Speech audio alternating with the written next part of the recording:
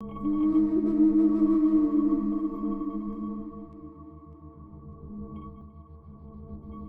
we have the newly installed carving on Aotea, and looking at the port hand carving, Malcolm's going to briefly explain the significance of the various features. Both these carvings are based upon the stern posts of war canoes, and as such the structure of the carving is similar to those, and it lies really in two planes. One, the background is a creation myth, the most commonly understood Māori creation myth, and probably one that's shared across the Pacific.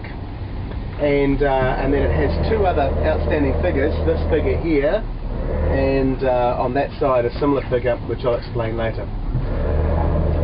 The creation myth begins with Papa Tuinuku, Papa, the earth, and I'll explain this figure in a minute, but Papa Tuinuku and Ranginui, the sky, who lay together for eons and had a number of children who became disgruntled and discontented with the fact that the parents were lying together, and every now and again they got a sneak view of the light in the armpits being lifted and so forth, and so the siblings construed to separate the parents, and each of them in turn tried that separation to separate earth from sky, and eventually one of the brothers was successful in that separation.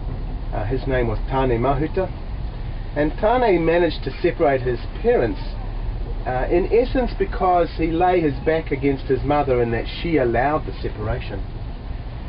So the carving tells that story of the separation of the earth and the sky and the letting in of light and wisdom. So the principal characters are in the carving.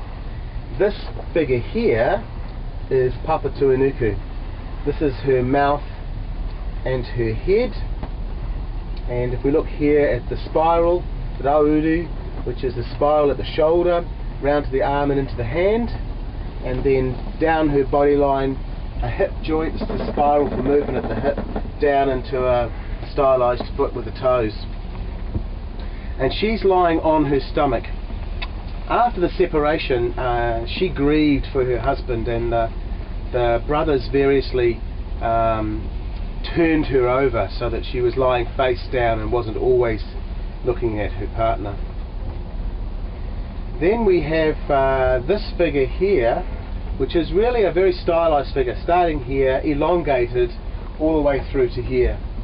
Now, Tane Mahuta's head is here, it's his mouth and his tongue inside, his eye and his head.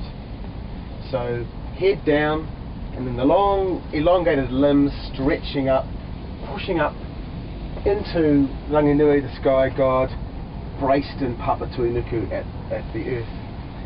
On these limbs you can see the limb comes down, crosses over onto a hand, and then this limb coming down and crossing back over on a hand, so the interlocking of the arms with strength, and then down into Ranginui. Ranginui here you can find his mouth and his head, with the eye and the nose. And in a way what happens here is that although this is Tane Mahuta coming into Ranginui's mouth, there's also a sense that this is the tongue of Ranginui. There's a linking together here. So things are read in two or three different ways, as is often the case with art. So this is the new principal figure here. This is the shoulder of Ranginui and the arm down here and the hand here, and then his body is here, tummy button here, and a hip here, the leg and the foot here. So the principal parts of this character are forward in relief, Ranginui, Tane Mahuta and Papa Tuinuku. Then we have in the background, in a kind of a minor sense, this figure here, head here, eye and mouth, a hand, arm and shoulder, the body, a hip and one leg this way with a foot, and a leg here with a foot. This is Tawhiri Matia. Now Tawhiri was the elder brother of Tane Mahuta. He was anti the separation of the parents. He was very angry about that and continues in his anger and rage And he's the sky god, the wind god, responsible for storms, and continually responsible for the storms that batter against Tane, who is the god of the forest. These other minor figures, which are what we call manaya, with just the mouth and a head, a hand and an arm with an elbow and a shoulder, just the profile figures, one there, one upside down there. They are some of the other siblings of Tane Mahuta and Tawhirimatia, and really these, like Rungu, who is the god of cultivated foods, the god of the underworld, earthquakes and so forth, those minor gods are found here in amongst the spirals, and the spirals in this expanse represent light and wisdom coming into the new world, whereas these spirals here represent the storms and the winds around Tawhirimatia. The other two figures that are important in the carving are these here, and on each of these they are different. You know, tell me when you're ready, aren't you? These are kaitiaki, they're guardians for the waka, guardians for the ship, and they are resting in the creation myth. There's a sense that they belong in this place, but they're forward of it, and so they become guardians for the ship. This is again Tane Mahuta, but in a new role. Because Tane Mahuta was also the god of the forest, very large trees were often referred to as tanes or Tane Mahuta. There's a kari in the Northland forest still called the Tane Mahuta. And the Aotea canoe was carved from a huge log which was known as a tane. And so the Aotea canoe was often referred to as the tane. And so Tane Mahuta has a link also with the Aotea canoe, and hence with this waka.